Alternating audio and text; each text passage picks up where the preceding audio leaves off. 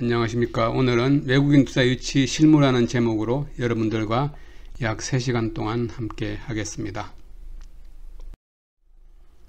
첫 번째, 외국인 직접 투자와 해외 직접 투자를 비교하는 그런 슬라이드입니다. 외국인 직접 투자라고 하면 일반적으로 사전적 의미를 말하는 것은 아니고 법률적 용어로 생각하시면 되겠습니다. 외국에서 한국으로 투자하는 것을 외국인 직접 투자라고 하고, 그 근거는 외국인 투자 촉진법에 있습니다. 외국인 투자 촉진법의 그 주무부처는 산업통상자원부로 되어 있고, 실제 외국인 투자 유치 업무 총괄은 코트라에서 위임을 받아서 하고 있습니다. 그리고 외국인 직접 투자 신고는 코트라라든지 또는 외국환 은행이라고 하면은 시중에 있는 대부분의 은행이 해당이 됩니다. 그 기능적으로 설명한 것인데, 외환 업무를 하는 그런 은행으로서 산업통상자원부 장관으로부터 외국인 투자 유치 신고를 받을 수 있도록 그런 등록을 받은, 허가를 받은 그런 은행이라고 보시면 되는데, 대부분 은행에 해당이 되고, 특히 외국계 은행의 국내 지점도 대부분 외국인 투자 신고를 받을 수 있습니다. 반면에 해외 직접 투자라고 하는 것은 우리나라 기업이 해외에 투자를 나가는 것을 말하는 것이고, 근거는 외국환 거래법에 있습니다. 외국환 거래법은 기획재정부에서 총괄하는 그런 법률이 되겠고, 업무 총괄은 수출입은행에서 하고 있습니다. 그리고 해외 직접 투자 신고는 외국환 은행이라든지 또 어떤 경우에는 한국은행에 신고하도록 되어 있습니다. 투자 통계를 한번 살펴보겠습니다. 외국인 직접 투자. 외국인 직접 투자 통계는 통계를 작성하는 기준이 한 2가지 정도가 있습니다. 신고 기준이 있고 또 실제로 도착 기준이 있는데, 신고 기준은 크게 의미는 없고 도착 기준을 한번 보겠습니다. 2015년에 보면은 166억 불 정도 이렇게 도착을 했습니다. 상당히 많이 한 그런 해였습니다.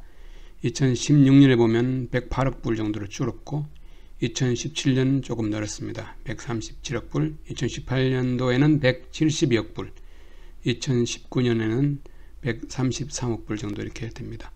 그래서 단순하게 1달러를 1,000원 이렇게 계산하면 2015년 같은 경우에는 한 16조 정도 이렇게 도착을 했다 보시면 됩니다. 이런 통계들은 산업통상자원부의 그 외국인 투자 통계 쪽으로 가시면 확인해 볼 수가 있겠습니다. 그리고 해외 직접 투자는 이것도 신고 기준이 있고, 또 이것은 송금 기준이라고 합니다. 해외에 돈이 투자되는 것이니까요. 2015년에 한번 보시면 위에랑 마찬가지로 1달러당 단순하게 1원, 아니 1달러당 1,000원 이렇게 계산하시면 30조, 2016년에는 39조, 2017년에는 44조, 2018년에는 51조, 2019년에는 61조. 보시는 대로 우리나라 기업이 해외 투자를 훨씬 더 많이 나가고 있습니다. 외국 기업이 한국에 투자하는 것보다. 그래서 반드시 우리나라에 들어오는 투자는 좋은 것이고, 해외 투자 나가는 것은 좋지 않은 것이다, 그렇게 이분법적으로 설명할 것은 아닙니다. 우리 기업들이 경쟁력이 있다면 해외에 나가서 많은 돈을 벌어오는 것이 좋은 일이겠죠. 그럼에도 불구하고 2019년만 비교해보면 국내에 투자된 돈은 13조, 국내 기업이 다른 나라에 투자한 것은 61조가 되기 때문에 어느 정도 좀 우려할 그런 일이 아닌가 싶기는 합니다. 이것은 무엇을 말해주느냐 하면 우리나라에 있는 투자 환경이 좋지 않다는 것을 의미해 주는 거겠죠. 해외 직접 투자의 통계는 앞에서 설명드린 대로 한국수출입은행에서 총괄을 하고 있는데, 이 사이트에 가시면 해외 직접 투자 이런 통계를 보실 수가 있습니다. 숫자를 보시면 명확하게 좀 얼핏 감이 잡히지 않아서 이렇게 그래프를 한번 그려봤습니다. 왼쪽에 있는 것은 막대 그래프고, 오른쪽에 있는 건 선 그래프라고 하나요? 이렇게 보시면 확연하게 해외 직접 투자는 꾸준히 증가를 하고 있고, 외국인 직접 투자는 크게 감소는 하는 건 아닙니다. 그래서 한계를 벗어나지 못하고 200억 불 밑에서 늘었다 줄었다 이렇게 하고 있습니다. 오른쪽에 보시면 2019년에 보시면 확실하게 아실 수 있습니다. 해외 직접 투자는 위로 솟구치는 그런 경향이 있고, 외국인 직접 투자는 줄어드는 그런 경향이 있습니다. 그래서 이런 측면에서도 우리가 외국인 직접 투자, 외국 기업들이 국내에 많이 투자 유치를 할 수 있도록 그런 노력들이 필요하다, 그런 결론이 나오는 것 같기는 합니다. 그 다음에는 외국인 투자 관련 통계들이 있는데, 통계를 작성하는 부서들은 몇 군데가 있습니다만 그래도 이 국세청에서 작성하는 통계는 그 정확도가 훨씬 높다고 이렇게 이해를 하시면 되겠습니다. 아무래도 국세청은 이렇게 세금을 그런 관리하는 그런 부처이기 때문에 오류라는 것이 용납이 되지 않을 테니까요.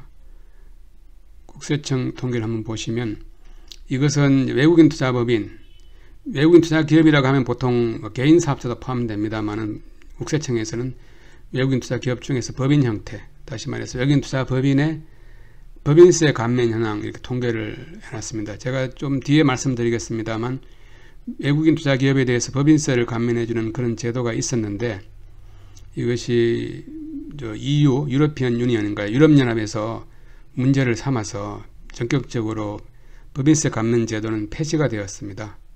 그래서 2018년 말까지만 조세감면 신청이 가능했고, 그 이후로는 조세감면 신청 자체가 가능하지 않도록 이렇게 되었습니다. 그래서 EU가 한국의 법인세 감면을 문제 삼은 이유는, 가장 큰 이유는 공정하지 않은 그런 경쟁을 하고 있다, 한국이. 왜냐하면 한국은 외국인 투자 기업에 대해서만 선택적으로 법인세를 감면해주는 그런 나라인데, 그 EU에 있는 나라들이 보면은 그러므로 해서 자기 나라에 투자를 해야 되는 그런 기업들이 한국으로 이렇게 간다는 그런 논리입니다. 그 논리가 뭐 틀린 건 아닙니다만은, 다른 나라의 예를 보면은 다른 나라에도 기업에 대해서 법인세를 감면해주는 나라들이 많이 있습니다. 그런데 그런 나라들을 문제 삼지 않은 이유는, 그것은 그 나라에 투자되는 외국의 기업에 대해서만 그런 혜택을 주는 것이 아니고 자기 나라 국내 기업에게도 혜택을 줍니다. 그래서 동일하게 혜택을 준다면 그것은 문제 삼을 수 없지만, 한국에 있는 국내 기업에는 주지 않는 혜택을 외국인 투자 기업에게만 선택적으로 혜택을 주는 것은 잘못된 것이다. 그런 압력에 어떻게 보면 우리나라가 굴복을 한 거죠. 그래서 법인세 감면을 폐지를 했습니다. 그래서 제가 이 통계를 소개하는 이유는, 실제로 그러면 그동안 얼마나 많은 외국인 투자 기업들이 또 얼마나 큰 법인세 감면을 받았는지 한번 살펴보기 위해서 했습니다. 여기 보시는 대로 2011년도에 법인세 감면을 받은 기업이 163개 기업이 있고, 감면받은 법인세는 8,100억 정도 이렇게 됩니다. 그래서 우리가 생각하는 것보다 그렇게 큰 혜택을 받고 있지 않은데, 정확한 이런 통계에 기초하지 않고 막연하게 한국에는 외국인 투자 기업에 대해서 법인세를 감면해 주는 거다, 그런 측면에서 접근하다 보니까 또 그런 요구를 하게 된 거 아닌가, 그런 생각도 듭니다. 그래서 2018년도에 보시면 80개 기업이 법인세 감면을 받았고, 감면받은 법인세액은 한 1,700억 정도 이렇게 법인세를 감면받은 것으로 나옵니다. 물론 2019년 통계는 아직 나오지는 않았습니다만, 그 전에 법인세 감면 결정을 받은 기업들은 2019년에도 계속 법인세를 감면을 받을 수가 있습니다. 신규 신청이 안 된다는 얘기지. 그래서 2018년도 80개, 2019년에도 조금 숫자가 줄어들 수는 있습니다만 법인세 감면세액은 산출이 될 겁니다. 다음은 외국 법인 국내 진출 현황인데, 외국 법인이라고 하면 외국인 투자 기업하고는 다른 개념입니다. 외국인 투자 기업은 우리나라 법에 따라서 상법이라든지 이런 법에 따라서 새로운 법인을 신설하거나 아니면 신설되는 그런 법인에 외국 투자가가 투자를 하는 것이기 때문에, 외국인 투자 기업은 분류를 할 때 외국 법인으로 하지 않습니다. 내국 법인 이렇게 분류를 하는 거고, 여기서 말하는 외국 법인은 말 그대로 진짜 외국 법인입니다. 외국인 투자 기업이 아니라 지점 형태로 들어온 그런 기업들, 또 지점보다는 좀 낮은 단계의 그 영리적인 사업을 하지 않는 그런 연락사무소도 있습니다. 이 두 가지 형태로도 한국에 많이 진출하고 있는데, 숫자적으로 어느 정도 보는지, 진출하는지 보여주는 표가 되겠습니다.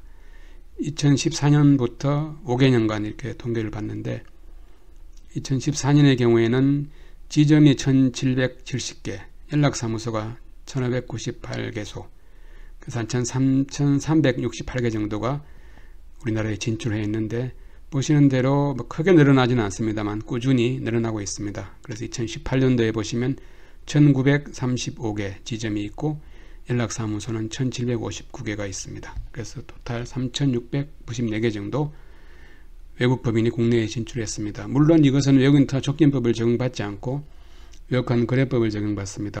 그래서 우리나라 특별한 정부기관에서 코트라라든지 이렇게 유치를 한다든지 또 지원을 하고 그러지는 않습니다만, 외국 회사들이 한국에 진출할 때 선택할 수 있는 옵션 중에 하나이기 때문에 이렇게 소개를 하는 겁니다.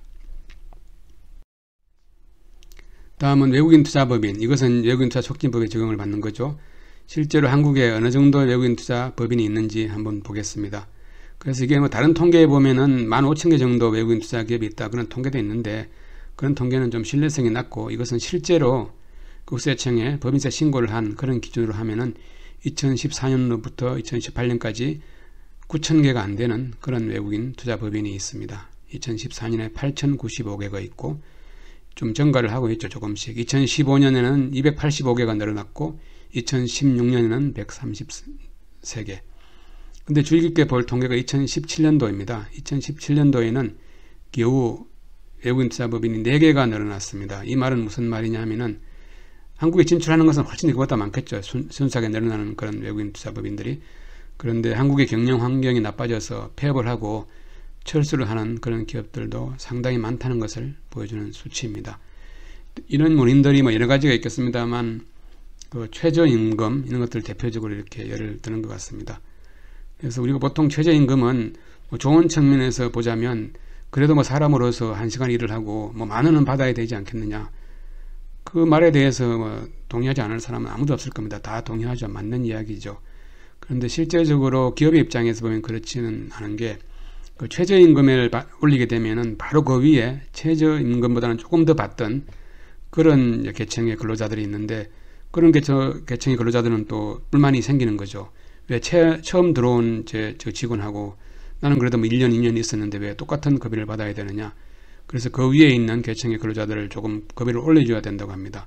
그럼 그 위에 있는 급여자가 또 올려줘야 되고, 실제적으로 최저임금을 받는 그런 근로자만 급여를 올려주는 것이 아니라 전체적으로 급여를 올려주는 효과가 발생해서 상당히 좀 타격이 크다. 그리고 뭐 여러 가지 다른 요인들이 있습니다만, 뭐 다행히 2018년도에는 조금 늘어난 그런 추세를 보여주고 있습니다. 그 다음에는 이것도 좀 중요한 의미 있는 그런 통계가 됩니다. 우리나라에 그러면 어느 나라에서 가장 많은 투자를 하고 있는지 2019년 12월 31일 기준으로 보면은 일본이 단연 많습니다. 2037개 일본계 기업이 한국에 진출해 있고, 미국은 1274개, 중국이 763개, 싱가포르 562개, 홍콩은 505개. 그래서 보시는 대로 이거는 다른 나라의 통계를 봐도 비슷하더라고요. 예를 들면 프랑스 이런 데 가서 그 나라 통계를 한번 봤는데, 거기도 그래도 가장 많은 투자를 하고 있는 나라는 주변에 있는 나라더라고요. 뭐 독일이라든지는 주변에 있는 나라가 가장 많은 투자를 할 수밖에 없고, 그리고 거기도 그런 특징이 있는데, 미국은 유럽에도 많은 투자를 하고 있고 한국에도 많은 투자를 하고 있는 그런 나라입니다. 상당히 중요한 그런 나라죠, 미국은. 그 다음에는 중국, 싱가포르, 홍콩은 사실은 뭐 홍콩에서 투자되는 기업, 싱가포르에서 투자되는 기업이 있지만 그 최종 모회에서는 중국인 경우가 많습니다. 그래서 중국, 싱가포르, 홍콩도 한데 묶어서 뭐 중화권 이런 투자를 보시면 되고, 그 다음에 중요한 의미가 있는데 독일도 상당히 많이 투자를 하고 있는 나라고, 뭐 영국, 프랑스 이렇게 중요한 나라들이 아닌가 싶습니다. 그 다음에는 외국인 투자법인 업태별 현황 중에서 지역별로 되어 있습니다. 작년 말 현재로 단연 서울이 비교 불가할 정도로 많이 있습니다. 56.1%. 4,854개 외국인 투자법인이 서울에 있습니다. 그리고 경기도가 1,764개, 20.4%. 그 다음부터는 뭐 한 자릿수죠. 비중으로 보면은 인천, 부산, 경남, 충남 이렇게 되어 있고, 뭐 아쉽게도 강원은 16위로 되어 있네요. 51개 외국인 투자법인이 있고, 비율로 따지면 0.6%입니다. 그만큼 강원도에서 투자 유치를 하기가 뭐 쉽지 않다는 그런 뭐 통계라고 보시면 될 것 같습니다. 그 다음에 이것은 제가 참고로 넣은 슬라이드인데, 우리나라가 뭐 투자 환경이 열악하다 그런 이야기도 많이 하고 있습니다. 그런데 이 슬라이드는 제가 직접 만든 슬라이드는 아니고 일본 기업 중에서 한국에 진출한 그런 기업들이 모여서 그런 뭐 워크숍이라고 하나의 세미나를 이제 했다고 합니다.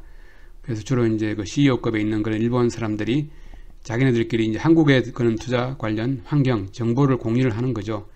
그래서 어떻게 보면 굉장히 진부해 보이는 그런 표 같습니다만, 실제로 이 설명을 들으면 그래도 우리나라가 한국이 좋은 그런 요소도 상당히 많이 있구나, 또 뭐 자부심을 느껴도 될 그런 측면들이 있습니다. 가장 일본 사람들이 한국의 강점으로 보는 것이 우수한 인재더라고요.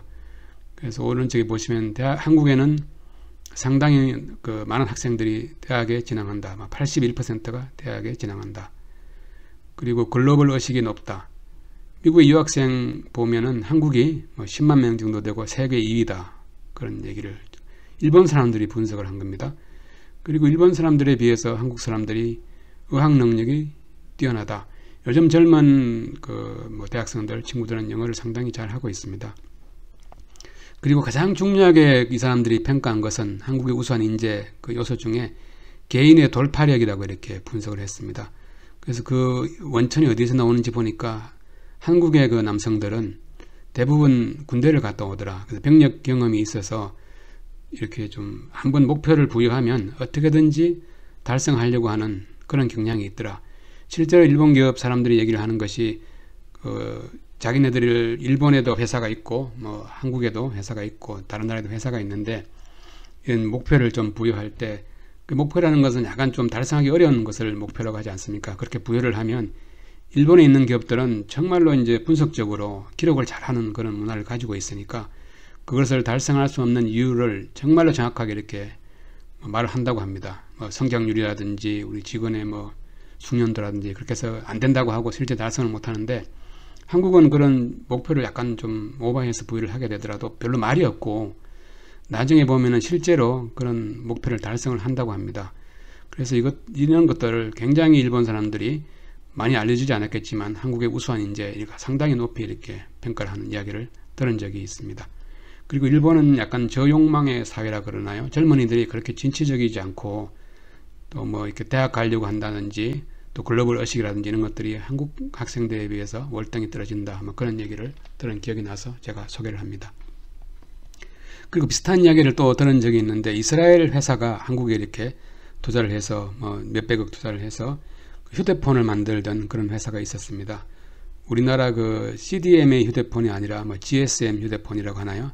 그래서 한번 이제 이야기할 기회가 있어서 물어봤는데 어떻게 이렇게 한국에 진출하게 됐느냐. 이스라엘은 굉장히 멀리 있는 나라고 또 그렇게 투자를 많이 하는 나라는 아닌데 어떻게 하다가 한국까지 오게 됐는지 이렇게 물어보니까 그 사람들도 이 일본 사람들이랑 상당히 비슷한 이야기를 이렇게 했습니다.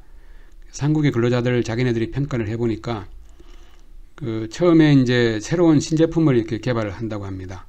그러면은 그것을 한번 만들어 봐야 되겠죠. 테스터를, 시제품을 만들어야 되는데 그 이스라엘 기업의 경우에도 다국적 기업이라서 여러 나라에 자기네들 자회사가 있는데 그런 그 설계도를 보내주고 이것을 한 달 안에 한번 만들어 보라고 이렇게 요구를 하게 되면 한국이 다른 어떤 나라들보다도 가장 먼저 그런 반응이 있고 또 가장 자기네들 생각보다 접근해서 건접해서 그렇게 만들고 또 큰 특징은 한국에 있는 그 기업들은 이런 걸 만들게 되면은 그 수율이라고 합니까? 다시 말해서 불량품의 비율이 굉장히 낮다고 합니다. 불량품이 높으면 그만큼 원가 비중이 높아지는 거죠. 그래서 상당히 이스라엘 사람들도 고민에 빠졌다고 합니다. 과연 한국 사람들은 어디에서 이런 차이가 생기는 것인가? 그래서 자기들도 일본 사람들하고 비슷하게 연구를 해봤는데 그 사람들이 내린 결론은 이렇더라고요. 한국에서 근로자들이 뛰어난 능력을 가지고 있는 것은 결국은 교육열이다. 그래서 특히 한국의 어머니들이 가지고 있는 교육열, 세계 어느 나라의 민족들보다도 한국의 어머니들은 자기 자녀들을 정말로 정성을 다해서 키우고 또 좀 더 나은 교육을 받기 위해서 헌신한다. 그런 것들이 한국의 근로자들이 다른 경쟁국에 있는 근로자들보다 우수하게 된 그런 비결이 아닌가 그렇게 분석을 했습니다. 그 사람들이. 그리고 자기 나라도 비슷하더라고요. 유대인들도 탈무드는 이렇게 해가지고 자녀들 교육에 대해서 굉장히 신경을 많이 쓰고 있지 않습니까? 유대인이 평가하기에 한민족하고 유대인이 그런 점에서 상당히 우수한 인력이다. 그래서 외형적으로 보면 한국에 가면은 노조가 굉장히 과격하고 인건비도 상당히 높은 편이고 그렇게 불리한 것들이 많이 보이지만 실제로 와서 이렇게 일을 시켜보면 인건비는 결코 높은 게 아니고 생산성을 고려한다면 그만큼 한국에 우수한 그런 인재들이 있다. 그런 이야기를 들은 적이 있습니다. 그 다음에 2, 3, 4번은 크게 새롭지는 않습니다. 한국에는 세계적 기업에 대해도 반도체, 조선, 자동차 이런 부분이 있어서 한국에 가면은 이런 데다가 부품을 납품한다든지 또 거래처를 뚫을 수 있으니까 한국의 투자 환경이 장점이라는 것이고 또 한국에는 물류, 산업 인프라 이런 것이 뭐 굉장히 좋다고 합니다. 부산항이라든지 인천공항, 그리고 통관 이런 시스템도 한국은 뭐 놀라울 정도죠. 온라인으로 통관 시스템을 하게 되고, 뭐 다른 나라를 비교해서 그렇습니다만 인도 같은 데 이야기를 들어보니까 인도 사람들이 자기네들 스스로 그러더라고요. 외국에서 이렇게 물건을 수입한다든지 수출할 때 그 통관 절차가 너무 힘들다고 하더라고요. 수입하는 경우에 한 달씩 지체가 되고, 근데 한국에는 뭐 온라인으로 거의 뭐 그런 것들이 되기 때문에 우리가 스스로 모르겠지만 외국 기업들이 한국에 와서 그런 사업을 하다 보면은 그 상당한 경쟁력이다, 그런 얘기를 한 적이 일본 사람들이 이렇게 분석을 했습니다. 그리고 외국인 투자 지원 제도도 뭐 도움이 된다고 했었는데, 세제 우대, 그 중에서 앞에 설명드렸습니다만 법인세는 감면이 폐지되었기 때문에 제가 지웠습니다. 그렇더라도 여전히 뭐 지방세라든지 관세 같은 것들은 감면을 받을 수 있고, 특히 외국인 투자 기업들은 국가산업단지라든지 일반산업단지 그런 곳에서 외국인 투자 기업에게 임대해주기 위해서 지정하는 지역이 있는데, 그것을 단지형 외국인 투자 지역이라고 합니다. 그런 단지형 외국인 투자 지역에 입주하게 되면 아주 저렴한 임대료를 내고 토지를 사용할 수 있는데, 이런 것들도 일본의 그 CEO급 되는 그런 분들이 분석한 걸로 한국의 장점이라고 분석을 했습니다. 이제 본격적으로 좀 실무적인 걸로 들어가서 앞에 통계에서 설명드렸습니다만 외국 법인들이 한국에 진출하는 방식이 있습니다. 크게 두 가지로 나눠 볼 수가 있는데요. 첫 번째는 지사를 설치하는 방법이 있고, 두 번째는 법인의 지분을 보유하는 그런 방식이 있습니다. 지사라고 하면은 이것은 외국환 거래 규정에 나오는 그런 뭐 법률 용어라고 보시면 됩니다. 외국환 거래 규정에 나와 있는 건데, 비거주자의 국내 지사를 구분을 하고 있습니다. 비거주자는 외국환 거래 규정에서 사용하는 그런 용어인데, 한국에 거주하지 않는 자, 다시 말해서 외국에 있는 법인, 또 외국에 있는 개인, 이런 주체들을 비거주자라고 하는데, 비거주자의 국내 지사를 이렇게 구분을 하고 있습니다. 첫 번째는 지점이 있습니다. 지점 브랜치라고 하고, 국내에서 수익을 발생시키는 영업활동을 영위할 수 있습니다. 물론 제조업도 가능하고, 그리고 이 지점의 경우에는 우리나라 등기소에 일반적으로 등기를 하여야 합니다. 제가 일반적으로라는 말을 굳이 쓴 이유는 어떤 경우에는 뭐 등기를 하지 않아도 되는 경우도 있습니다. 지점인 경우에. 그건 너무 세부적인 거라서 생략하기로 하고, 그 다음에는 사무소가 있습니다. 외국환 거래 규정에서는 뭐 법률 용어로는 사무소 이렇게 되어 있는데, 우리 보통 말할 때는 앞에 연락이라는 글자를 넣어서 연락사무소라고 많이 말을 합니다. 그래서 영어로 하면은 뭐 representative officer 또는 liaison officer, liaison은 뭐 부르죠. 이런 이름으로 많이 부르고 있습니다. 이것은 국내에서 수익을 발생시키는 영업활동을 영위하지 아니하고 업무 연락이라든지 또 시장 조사라든지 연구개발 활동 등 비영업적 기능만을 수행한다고 되어 있습니다. 그래서 이것은 등기가 불가능한 것이죠. 예를 들면 저희 코트라 건물에 노스캐롤라이나 그런 주정부 사무소가 있습니다. 그 역할은 노스캐롤라이나 주정부를 한국에 소개하고 한국 기업들에게 노스캐롤라이나 주에 투자를 많이 하라고 뭐 홍보도 하고 그런 역할을 하는 거죠. 그런 경우에 대표적으로 외국에 있는 주정부도 사무소를 설치할 수가 있습니다. 지점은 아니고요. 그 다음에 두 번째는 법인의 지분을 보유하는 방식. 이것이 외국인 투자 촉진법을 적용받는 그런 투자입니다. 그래서 법인의 지분을 보유하는 것에도 신규로 현지 법인을 설립하는 방법도 있을 테고, 아니면 국내 기업이 있습니다. 거기서 신주를 발행하게 되면 이것을 우리가 유상증자라고 하죠. 그럴 때 주식을 인수하는 방법도 있을 테고, 또는 그 회사의 직접 지분을 새로 지분을 취득하는 것이 아니라 회사는 가만히 있고 한국에 있는 그런 법인의 구주, 기존 주식을 인수하는 그런 방식도 있습니다. 기존 주식을 인수하는 이런 방식은 보통 우리가 M&A 방식의 투자라고 하는 겁니다. 그러니까 회사를 사는 거죠. 그래서 법인의 지분을 보유하는 방식이 또 두 가지로 구분을 할 수가 있는데, 첫 번째는 외국인 직접 투자, FDI라고 이렇게 말을 합니다. 이것은 외국인 투자 촉진법을 적용받아서 투자를 하는 것이고, 그 외에 외국인 투자 촉진법을 적용하지 않는 외국인 투자도 많이 있습니다. 한국 법인의 지분을 보유하면서도. 대표적으로 주식 투자입니다. 삼성전자의 주식을 사죠, 외국인들이. 그렇지만 외국인 투자 촉진법을 적용받지 않고 외국환 거래법을 적용받아서 하는 주식 투자인 경우가 대부분이지 않습니까? 그리고 투자를 하긴 하는데 금액이 1억 원 미만인 경우, 또는 금액은 1억 원 이상이지만 외국인 투자 비율이 10% 미만인 경우, 그 회사의 지분을 10% 미만 보유하는 경우가 있습니다. 이런 경우에는 외국환 거래법을 적용받습니다. 그래서 여기서 보시는 대로 다시 말해서 외국인 투자 금액이 1억 원 이상이고 또는이 아닙니다. 이상이고 또 외국인 투자 비율 그 회사의 법인 지분을 10% 이상을 취득하게 되면 외국인 투자 촉진법을 적용받아서 투자를 하고 그렇지 않은 경우에는 외국환 거래법을 적용받아서 투자를 하는 것입니다.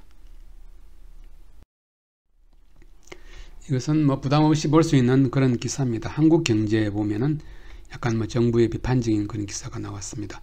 드론 산업을 규제하더니 이럴 줄 알았다. 제목을 이렇게 뽑고 정부 기업이 손 놓고 있는 사이 한국에 드론 비행장을 세운 중국 DJI 또 그 밑에 보시면 용인의 국내 실험 실내 비행장 한국은 최적의 테스트베드 한국이 테스트베드라는 것은 다 알려진 사실인 거죠. 이런 기사가 이렇게 났습니다. 그래서 요지를 보면은 중국에 있는 DJI라는 회사가 한국에 이렇게 비행장도 세우고 드론 비행장을 세워서 진출한 거죠.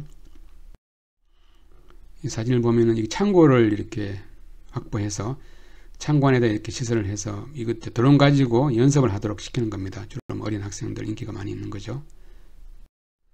이거는 경부고속도로를 타고 올라오면은 이렇게 이제 DJI 어레나 이렇게 되어 있더라고요. 창고를 빌려서 이 안에서 드론 테스트를 하는 겁니다.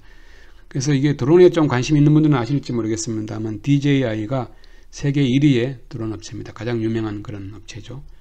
뒤에 다음에 사례 시간에 설명드리겠습니다만 하남에 가면 스타필드라고 있습니다. 거기에 보면은 거기도 이 DJI 드론을 많이 팔고 있더라고요. 300만원씩 하는 그런 드론들. 그래서 유명한 드론 회사가 한국에 진출했다. 그런 기사가 되겠습니다. 이건 이제 학생들이 앉아서 드론 테스트를 할 수 있는 그런 시설이죠. 그래서 이런 투자가 이제 한국에 왔기 때문에 여기 또 외국인 투자 법인이겠구나 해서 제가 저희 내부 시스템으로 검색해 볼 수 있는 시스템이 있어서 검색을 해보니까 이 회사가 검색이 되지 않더라고요. 기사에 이렇게 많이 나와 있는데 그래서 고민을 하다가 대부분 인터넷 등기소에 가서 검색을 해보니까 이렇게 검색이 되었습니다. 우리가 흔히 말하는 법인 등기부 등본이죠. 요즘은 공식적인 말로는 법인 등기부 등본이라고 하지 않고 등기사항 전부증명서 이렇게 부릅니다. 그 상호에 보니까 주식회사 DJI 코리아 관로 안에 이렇게 넣어놨네요. 본점을 보면은 일본 도쿄도, 미나토구, 다이바 이렇게 되어 있고 대한민국에서의 영업소 서울특별시 마포구 이렇게 되어 있습니다. 근데 상호에 보시면 관로 안에 영업소라고 되어 있는데 이 등기부 등본은 무슨 의미냐 하면은 한국에 있는 그런 법인이 아닙니다. 다시 말해서 앞에 제가 지점이라고 설명을 드렸는데 지점은 외국환 거래법에서 그렇게 부르는 용어고 또 상법에서는 지점에 해당하는 것을 영업소라고 부릅니다. 그래서 관로 안에 영업소라고 되어 있는 것은 한국 회사가 아니고 외국계 법인이 한국에 지점을 설치한 거다. 그렇게 보시면 됩니다. 그 밑에 보시면은 자본금의 액도 1화 900만 엔 이렇게 되어 있지 않습니까?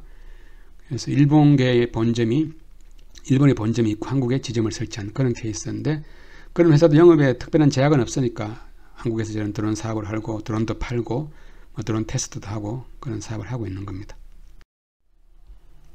임원에 관한 사항을 보면은 여기 보시면은 대한민국에서의 대표자 중화인민공화국인 중국 사람을 한국에서 지점장으로 임명을 한 거죠. 또 회사 설립의 준거법을 보면 일본 상법에 따름 그렇게 되어 있습니다. 일본 법에 따라서 설립된 법인이 한국에 단순하게 지점을 설치한 그런 케이스죠. 회사 성립연원일은 2013년. 그래서 여기에서 알 수 있는 것이 영업소라고 되어 있는 것은 외국계 지점이라는 거. 그래서 이것은 외국인투자 촉진법에 의한 외국인투자 법인이 아니라는 거.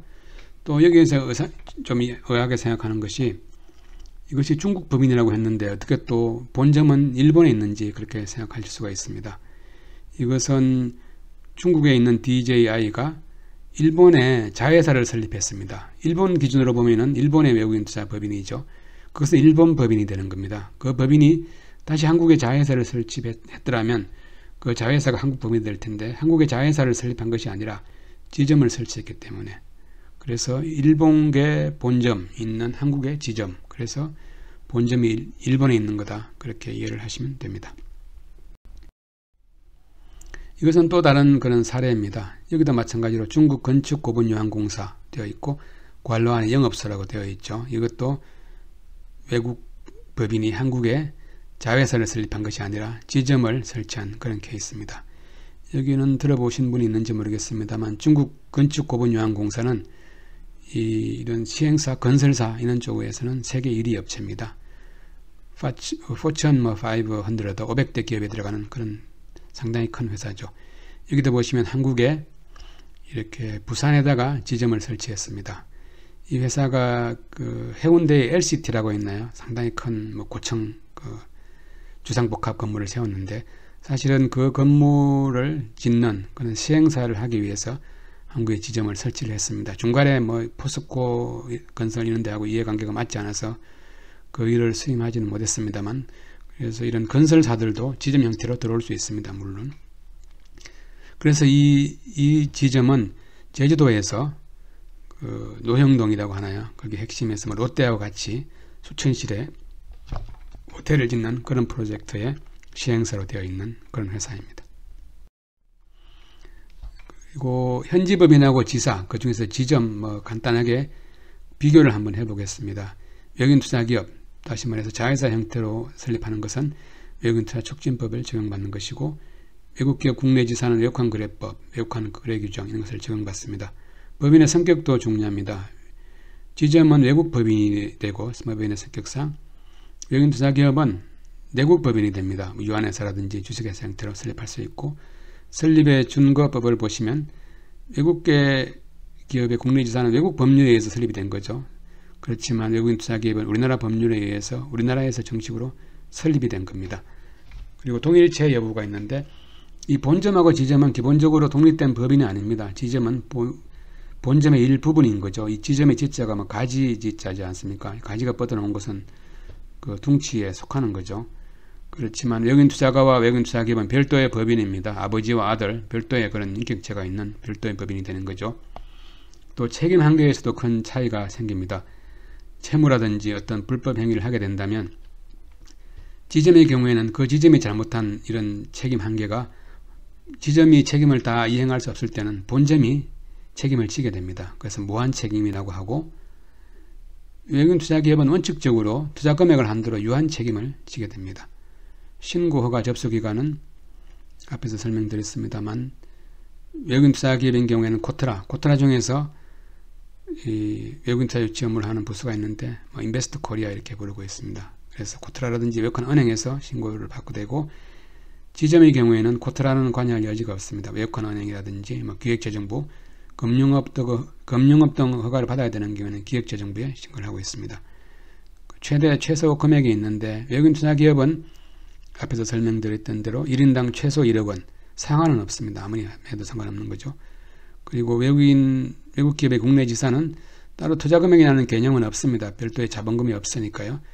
한국에서 사업을 할 때 필요한 만큼 본점에서 영업자금 형태로 자율력이 송금을 받아서 사용할 수 있습니다. 과실송금이라고 하는 것은 여기서 번 이익을 해외로 보낼 수 있는 건데, 외국인 투자기업의 경우에는 배당세를 납부하게 됩니다. 배당금을 지급할 때. 그래서 그 배당 세율은 조세 조약에 따라서 세율이 정해져 있어서 문천징수를 하게 되고, 지점인 경우에는 이익금 송금에 대해서는 그 송금 자체에 대해서는 과세를 하지 않습니다. 한국에서 물론 사업을 해서 이익이 생기면 둘 다 통일하게 법인세로 납부를 하게 되지만, 그 과실을 송금하게 될 때 외국인 투자기업은 배당금이라는 이름으로 송금을 하게 되고, 그것은 원천징수를 하게 되지만 이익금 송금은 비과세된다. 그렇게 하시면 되겠고, 비자는 지점장인 같은 경우에는 D7이라는 비자를 신청하게 되고, 외국인 투자기업은 D8 비자를 신청할 수가 있습니다. 다음은 외국인 직접 투자의 형태. 외국인 투자는 크게 한 4가지 형태가 있습니다. 첫 번째는 지속적인 경제관계를 수립할 목적으로 법인 또는 기업의 주식 등을 소유하는 것. 우리가 지분 투자라고 하고 에쿼티 인베스트먼트 이렇게 얘기하는 거죠. 기본적으로 외국인 직접 투자가 되려면 한국에 있는 법인, 설립을 하거나 기존에 있는 법인이거나 마찬가지로 그 법인의 주식을 취득해야 됩니다. 투자 금액은 앞에서 잠깐 설명드렸습니다만 1억 원 이상, 상당히 적은 기준이기는 한데 1억 원 이상 투자를 해야 되고, 만약에 외국인이 2명이 동시에 투자할 경우가 있습니다. 그럴 때는 합쳐서 1억 원이 아니라 각각 1억 원 이상 투자를 해야 됩니다. 그리고 또는이 아닙니다. 그리고 의결권이 있는 주식의 100분의 10 이상을 소유해야 됩니다.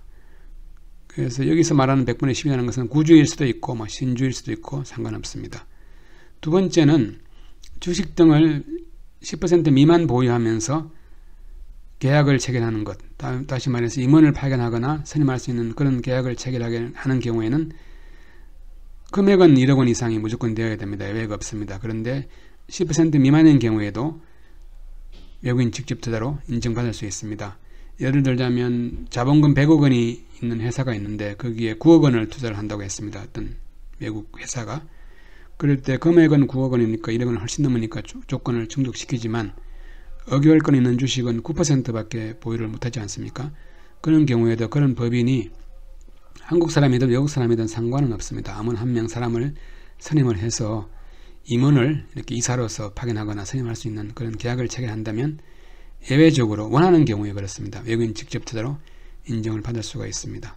그 다음에 세 번째는 기본적으로 외국인 직접 투자가 되려면 지분을 보유해야 되지만 세 번째는 그렇지 않고 한국에 돈을 빌려주는 경우에도 다시 말해서 제3자가 빌려줘서는 안 되고 외투 기업의 해외 모기업이라든지 또 해외 모기업과 자본 출자 관계가 있는 기업, 이 말은 외국에 있는 기업의 다시 모회사, 그러니까 뭐 할아버지 회사가 되겠죠. 그런 관련이 있는 회사가 외국인 투자 기업에 돈을 빌려주고 빌려주는 기간도 정해져 있습니다. 5년 이상 돈을 빌려주는 경우에는 비록 차입이긴 하지만 상당히 안정된 자금으로 보는 겁니다. 은행이라든지 이런 데는 돈을 빌려주고 회사가 어려우면 먼저 돈을 갚으라고 하겠지만 이런 경우에는 주인이 돈을 빌려준 것이니까 그렇게 하지 않겠죠. 그리고 장기간 이렇게 5년 이상 장기간 빌려주면 지분 투자를 받는 것과 동일하게 그런 안정적인 효과가 있다고 보고 외국인 직접 투자로 인정을 해주고 있습니다. 그 다음에 네 번째는 뭐 흔히 있는 건 아닙니다만 영리 목적으로 투자를 하는 경우에 외국인 직접 투자로 인정이 되고 원칙적으로 그렇지 않은 경우에 비영리 법인에 외국인이 출연하는 경우에도 외국인 직접 투자를 인정하는 경우가 있습니다. 흔치는 않습니다만 가끔 있습니다. 다음은 외국인 직접 투자 절차입니다. 외국한 거래법에 적용을 받는 외국 기업 국내 지사, 다시 말해서 지점이라든지 사무소는 특별하게 정부가 이렇게 지원을 하는 그런 제도는 없습니다. 자유롭게 외국한 거래법을 적용받아서 지사를 설치하면 되겠습니다. 이것은 외국인투자 촉진법을 적용받는 그런 외국인 직접 투자인 경우에는 정부에서 많은 지원을 하고 있습니다. 그래서 오늘 그 절차에 대해서 한번 설명드리도록 하겠습니다. 먼저 투자 수단은 투자할 때 어떤 걸로 투자를 할 수 있는 건지 그걸 말하는 것이죠. 외국인 투자 촉진법에서는 투자 수단이라고 하지 않고 출자 목적물 이렇게 부르고 있습니다. 첫 번째는 가장 흔한 것이 현금입니다. 외국한 거래법에 따른 대외 지급 수단, 이것은 뭐 주로 달러 같은 외화가 되겠고 이의 교환으로 생기는 내국 지급 수단, 달러를 가지고 와서 환전을 하게 되면은 환호를 받을 텐데 그것을 대표적인 내국 지급 수단이라고 부르고 이런 현금으로 투자하는 것이 가장 많습니다. 두 번째는 자본재입니다. 기계장치 같은 것들이 대표적으로 자본재에 해당이 되는데 현물 투자 또는 현물 출자라고 해서 현금으로만 투자를 할 수 있는 것은 아니고 이런 자본재를 가지고 투자를 할 수가 있겠습니다. 세 번째는 외국인 투자 촉진법에 따라 취득한 주식 등으로부터 생긴 과실, 예를 들어서 외국 법인이 한국 회사에 투자를 했습니다. 거기서 이익이 생겨서 배당을 받게 되면 그 배당 같은 것들을 대표적으로 과실이라고 부르는데 그런 배당금을 가지고 바로 다른 회사라든지 또는 그 회사에 추가적으로 투자를 할 수가 있습니다. 네 번째는 산업재산권. 산업재산권이라고 하면 특허권, 실용신안권, 상표권, 의장권 같은 것들을 산업재산권이라고 하는데 이런 산업재산권을 가지고 외국 투자가가 한국 회사에 투자를 할 수가 있습니다. 또 지식재산권, 이에 준하는 기술과 이의 사용에 관한 권리, 대표적으로 기술 같은 것들도 투자를 할 수 있는 것이죠.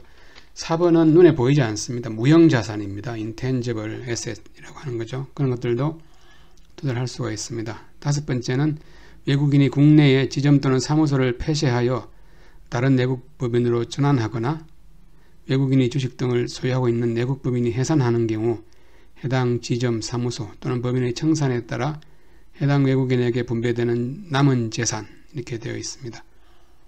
지점을 설치하는 경우에는 외국인 직접 투자가 아닙니다. 그런데 그런 것을 폐쇄하고 잔여 재산을 이렇게 받게 되면 현금으로 이렇게 받을 수가 있습니다. 그런 것들은 본국으로 가져갔다가 다시 와야 되는 것이 아니고 그걸 가지고 바로 투자를 할 수 있습니다. 왜냐하면 투자 수단에 포함이 되어 있기 때문이죠.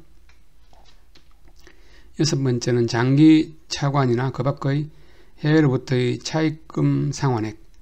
국내에 있는 기업이 외국으로부터 돈을 빌려올 수가 있습니다. 장기 차관이라고 하는 것은 앞에 설명드렸던 대로 모회사 같은 곳으로부터 돈을 빌려올 수도 있고 5년 이상으로 빌려오는 경우입니다. 그렇지 않고 일반적으로 외국환 거래법을 적용받아서도 한국에 있는 회사가 외국으로부터 돈을 빌려올 수가 있습니다. 그렇게 빌려온 돈을 상환하지 않고 외국으로 보내지 않고 한국에 있는 법인의 주식으로 대신 받게 된다면 그런 것들이 투자 수단에 해당이 되겠습니다. 7번째는 외국의 정권시장에 상장된 외국 법인의 주식 또는 외국인 투자 촉진법이나 외국환 거래법에 따라 외국인이 소유하고 있는 주식 이렇게 되어 있습니다. 예를 들자면 외국에 있는 그런 회사가 상장되어 있는 주식, 미국의 예를 들면 애플의 주식을 가지고 있습니다. 한국의 회사에 이렇게 투자를 하고 싶은데 그런 경우에 그 애플 주식을 팔아가지고 반드시 현금으로 해야 되는 것은 아니고 그 애플 주식 자체를 한국 회사에 투자를 할 수가 있습니다. 그러거나 상장된 외국 법인의 주식만 가능합니다. 그러거나 외국인 투자 촉진법, 예투기업의 그런 지분을 가지고 있는 경우죠.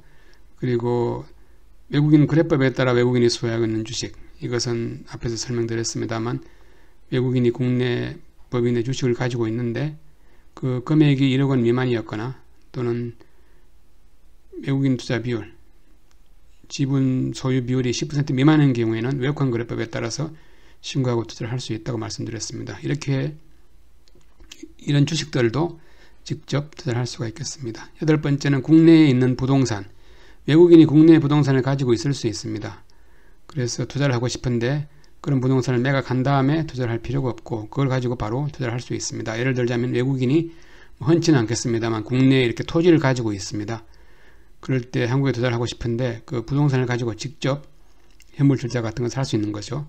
그러면 한국의 파트너는 현금을 투자를 해서 그런 토지 위에 건물을 지을 수 있겠습니다.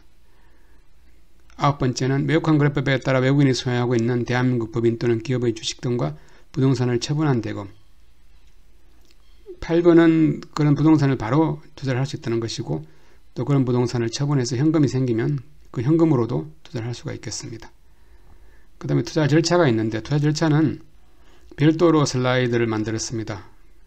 여기에서 투자 수단은 현금인 경우로 가정을 했고 투자 방식은 가장 많은 법인 신설의 경우로 했는데 큰 부담 없이 외국 회사가 한국에 와서 어떻게 투자를 진행하는지 투자 절차에 대해서는 한 1시간 정도에 되는 별도의 슬라이드를 통해서 설명을 드리도록 하겠습니다.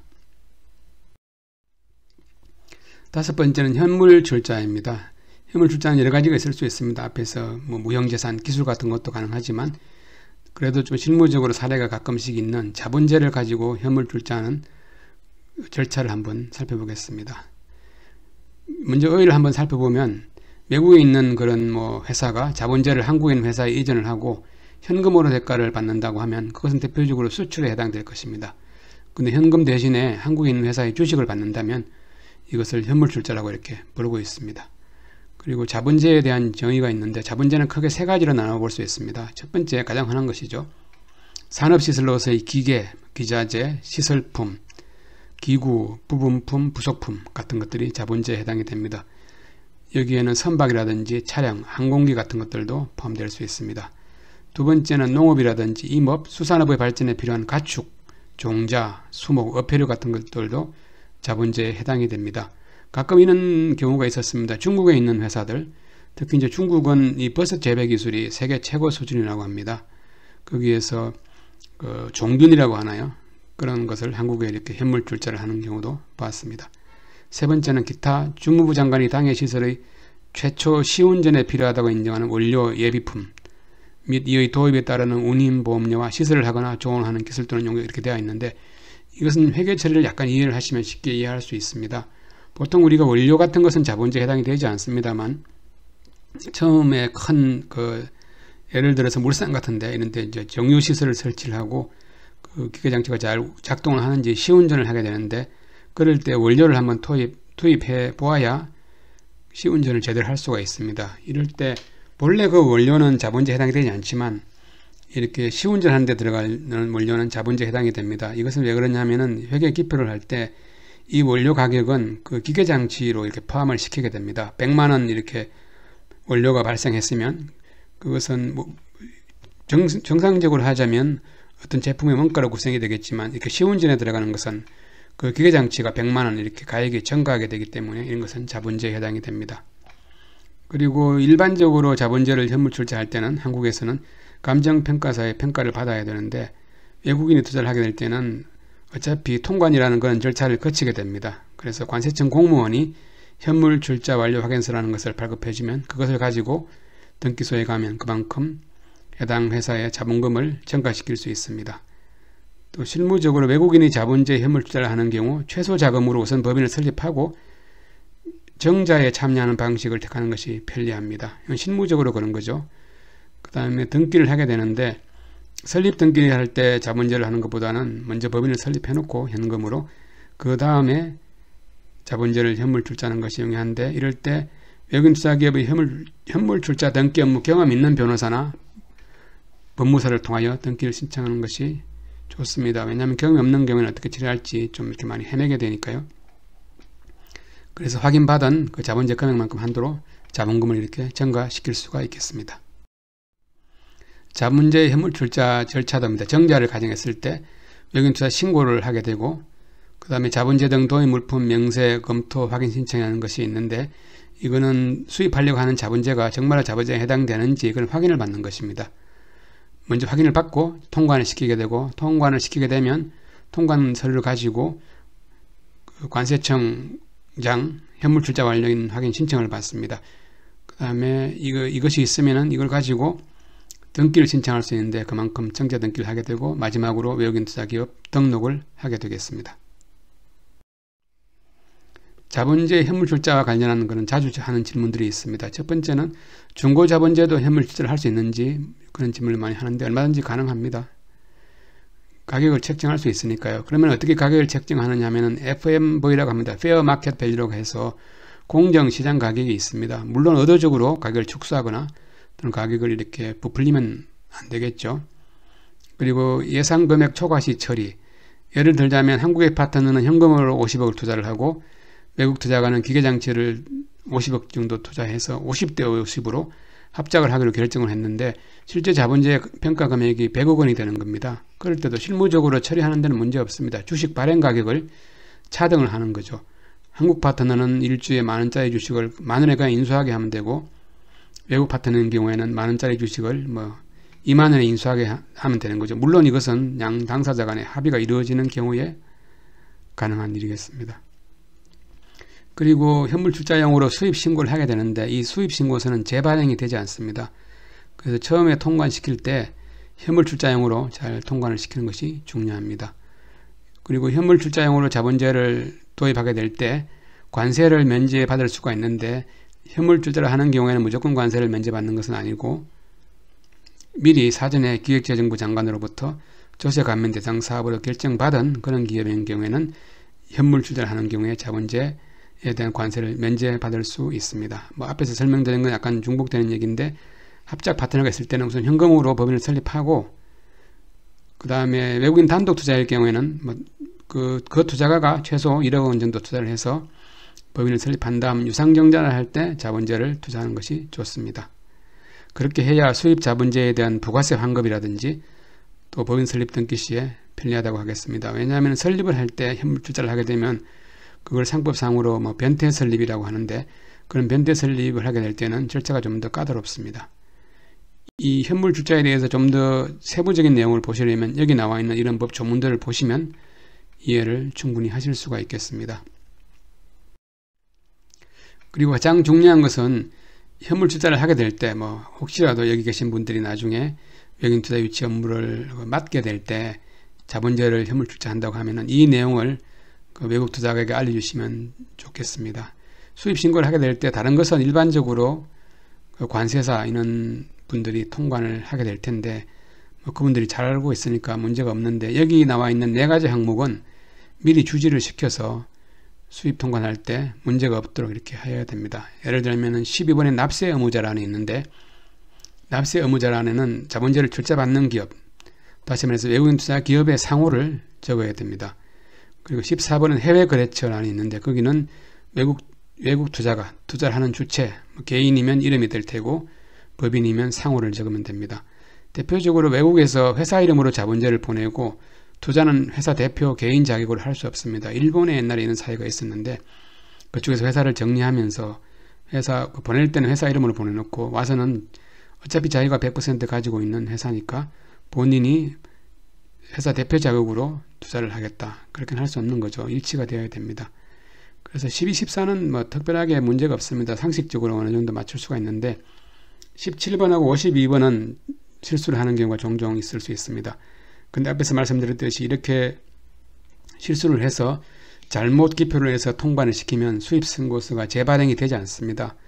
그러면 당첨 목적을 달성할 수 없기 때문에 17번, 52번은 꼭 명심할 필요가 있겠습니다. 17번의 거래 구분에 보면은 41번을 적어야 됩니다. 41번은 국내 투자를 의미하는 것입니다. 일반적으로는 11번 일반 거래, 보통 수입할 때는 11번 일반 거래를 적어가지고 통관을 하게 되는데 현물 출자용으로 통관을 시킬 때는 41번을 적어야 된다는 거고 52번에 보시면 결제 금액이 있고 인도 조건, 통화 종류, 금액, 결제 방법이 있습니다. 여기는 그 결제 금액은 이제 CIF라고 하는데 인도 조건이죠. 이거 뭐 여러 가지 무역에서 나오는 그런 용어입니다. CIF는 코스트, 물건값이고 I는 인슈어런스, 보험료고 F는 프레이트 해서 그 뭡니까? 운송료입니다. 그 세 가지 금액을 포함한 금액을 적어주도록 되어 있고 그 다음에 통화의 종류는 재패니즈 옌, 일본 엔화이고 금액에 보시면 2,500만 옌 그리고 결제 방법이 GN입니다. 제일 중요한 게 국내 투자를 의미하는 GN이라고 이렇게 기표를 해서 통관을 시켜야 됩니다. 그러면 이런 질문을 많이 받게 됩니다. GN이 국내 투자라는 것을 그러면은 어떻게 우리가 한국에 처음 투자하는 외국 투자가들이 이걸 찾아서 기표할 수 있느냐? 사실은 통계 부호표라는 것이 있습니다. 그걸 보고 수입 신고서를 작성하게 되는데 통계 부호표에 보면 이런 내용들이 나와 있기 때문에 이런 내용이 있다는 것을 알려만 주면은 여기에 맞춰서 통관을 시키는 것은 크게 어렵지는 않습니다. 실제적으로 수입 신고서를 한번 보겠습니다. 앞에 설명드린 내용. 이 신고서를 직접 보지 않으면 또 감이 닿지 않으니까요. 12번에 납세 의무자라는 외국인 투자기업 상호를 적도록 되어 있고 17번의 거래 구분에는 41번 이렇게 적으면 됩니다. 통계 부호표에 보면 41번은 국내 투자, 11번은 일반 거래 이렇게 되어 있습니다. 해외 거래처는 외국 투자가라고 하면 외국인 개인일 수도 있고 외국 법인일 수도 있습니다. 상호 또는 이름을 적도록 되어 있습니다. 그리고 52번 제일 중요한 것은 여기에서 GN, 국내 투자를 의미하는 GN을 이렇게 표기해서 통관을 시키면 되겠습니다. 약간 뭐 시간이 넘었습니다만 이것으로서 우선 강의를 마치고 또 다음 시간에 뵙도록 하겠습니다. 감사합니다.